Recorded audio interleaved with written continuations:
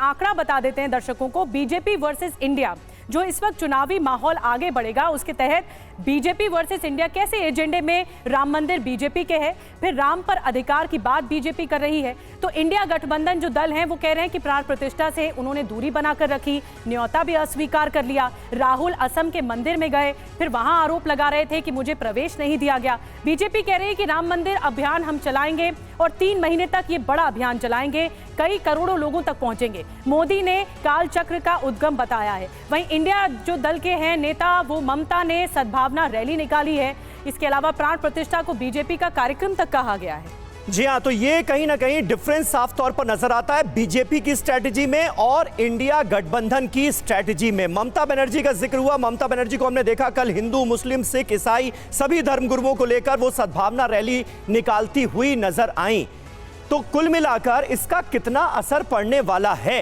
एक तरफ हिंदू हितों की बात पुरोहित जी, और दूसरी तरफ ये कहना कि भाई हम सर्वधर्म समभाव में बिलीव करते हैं। राम मंदिर की प्राण प्रतिष्ठा कार्यक्रम जो है उसको बीजेपी ने हाईजैक कर लिया, बीजेपी ने इसे राजनीतिक कार्यक्रम बना दिया। आपको सही मायने में क्या लगता है, लोगों तक कौन अपनी बातें सही ढंग से पहुंचाने में कामयाब साबित हो रहा है? निधि जी, समीर जी, आपका प्रश्न बहुत सही है। देखिए, मेरा मानना है बीजेपी पॉलिटिकल इमोशनल एक्सप्लॉयटेशन तो कर ही रही है, लेकिन महंगाई, बेरोजगारी, सब तरह के मुद्दे यथावत हैं। लेकिन जहां तक आप विपक्ष की बात कर रहे हो, विपक्ष में राजनीतिक सूझबूझ की बहुत ज्यादा अपर्याप्तता है, अभाव है। अगर वो अपनी पॉलिटिकल डेप्थ को सही रखते, सूझबूझ को सही रखते, तो मोदी जी के ट्रैप में नहीं आते पिछले 1 महीने 2 महीने। राम मंदिर जाना नहीं जाना, निमंत्रण ठुकराना इतनी जल्दी बोलना ही नहीं चाहिए। राजनीतिक नेताओं में भी सिंक्रोनाइजेशन की कमी है। राहुल गांधी कहते हैं कि मुझे मंदिर में, असम के मंदिर में प्रवेश नहीं दिया गया। फिर ममता बनर्जी ये कहती हैं कि मंदिर जाने से काफी नहीं है, काम नहीं चलेगा, काम करना पड़ेगा जमीनी स्तर पर। तो जो काम और राम की स्ट्रैटेजी है बीजेपी की, उसका काउंटर आपका क्या होगा, या इंडिया गठबंधन का क्या होगा? निधि जी, मैं वही तो कह रहा हूँ, इंडिया गठबंधन है या कांग्रेस पार्टी है, अगर संगठन पे इतना ध्यान दे लेती, तो ये जो आप कह रहे हो ना, मोदी जी का स्ट्राइक रेट, अभी रामकृपाल सिंह जी आदरणीय उन्होंने कहा, ये स्ट्राइक रेट आया कैसे? ये विपक्ष की लचरता के कारण आया। उनकी को जैसे अब आप बॉलिंग ही बढ़िया नहीं है तो कैसा भी बैट्समैन हो शॉट मारे जाएगा। तो जब बॉलिंग नहीं हो रही, गोलकीपर है नहीं, तो गोल भी करेंगे, शॉट भी मारेंगे।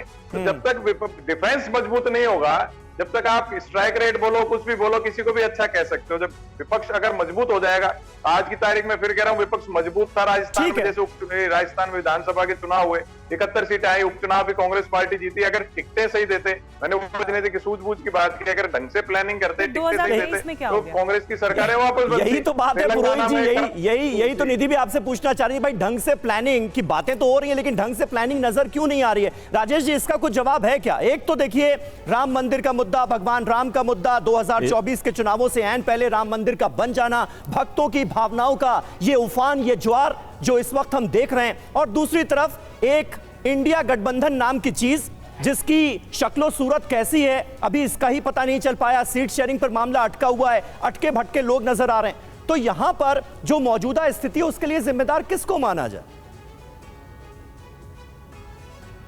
बिल्कुल कांग्रेस पार्टी जिम्मेदार है, साफ साफ जिम्मेदार है, क्योंकि 2004 से 2014 तक इस देश की जनता ने 2 बार उनको केंद्र की सत्ता पर बिठाया। कौन रोक रहा था सोनिया गांधी को, कौन रोक रहा था मनमोहन सिंह को, कौन रोक रहा था तमाम कांग्रेस लीडर्स को? मोबिलाइज करें, गली गली जाएं, सड़क सड़क जाएं। आरएसएस वाले, विश्व हिंदू परिषद वाले, बजरंग दल वाले, अखिल भारतीय विद्यार्थी परिषद वाले गली गली जाते हैं, लोगों से ये चावल बांटना, पूरी सब्जी करना, ये मोबिलाइजेशन को कोई भारतीय संविधान रोक रहा था कांग्रेस पार्टी को? आज अगर कांग्रेस पार्टी रोती हुई दिख रही है, वो खुद जिम्मेदार है इसके लिए। 1992 में जब बाबरी मस्जिद का ध्वंस किया था कार सेवकों ने, वहां पर देख लीजिए, वहां पर उसके बाद 4 राज्यों से बीजेपी वाइप आउट हो गई थी।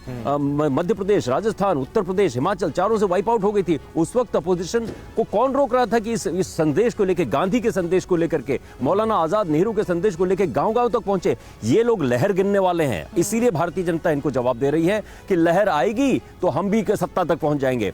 राहुल गांधी को अब दिख रहा है कि ये सब कुछ जा रहा है, इसलिए वो यात्रा कर रहे हैं, लेकिन असर नहीं है। उनके सामने एक जायंट नरेंद्र मोदी जैसा खड़ा है जो कम्युनिकेट करता है, साथ में संघ परिवार है, संघ परिवार है जो बिना चना लाही खा करके अपना कर रहे हैं। उनके सामने मिशन है, वो तो भारत को बदलना चाहते हैं, भारत को हिंदू राष्ट्र बनाना चाहते हैं। कांग्रेस अगर भारत को सेक्युलर राष्ट्र रखना चाहती है तो क्या कुछ तो करना चाहिए सड़क पे, वो खुद जिम्मेदार है। बहुत बड़ी बात यह है, एक जो आपने बात कही कि ये लोग लहर गिन रहे हैं, और अगर पंकज झा मैं आपके पास आऊंगी, अगर कांग्रेस और इंडिया गठबंधन वाले लहर गिन रहे हैं, जो अलग अलग मंदिर की स्ट्रैटेजी पर राग अलाप रहे हैं, तो फिर लहर क्यों जाते हैं स्ट्रैटेजी बनाने के सामने? जब चुनावी स्ट्रैटेजी बनाई जाती है तो बीजेपी के सामने क्यों लहर जाते हैं, क्यों डगमगा जाते हैं? देखिए, सबसे बड़ी बात आपको एक बात बताऊं, कांग्रेस हो या इंडिया गठबंधन के बाकी सहयोगी दल, ये भयंकर दुविधा में है, धर्म संकट में है।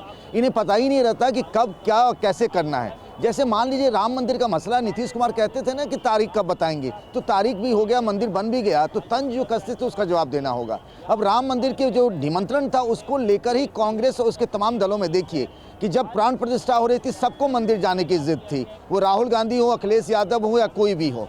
तो एक्चुअली क्या है कि अयोध्या को लेकर के आज से नहीं, शुरुआत से, जैसा अभी कह रहे थे ना कि उस वक्त 4 राज्यों वाइप आउट हो गई थी, लेकिन तब के बीजेपी और अब मोदी और अमित शाह के युग के बीजेपी में फर्क है। अब फर्क ये है कि कल जो प्रधानमंत्री ने कहा कि राम से राष्ट्र तक, अब राम एक प्रतीक है राष्ट्रवाद के, आर्थिक संपन्नता के, वैश्विक गुरु के, उसको समझना पड़ेगा। सामाजिक समीकरण बीजेपी ने पहले से बनाया है। विपक्ष के पास कोई लाइन ऑफ एक्शन नहीं है, कोई सोच नहीं है, वो बीजेपी के ट्रैप में फंसती है और फंसती चली जाती है। ठीक है।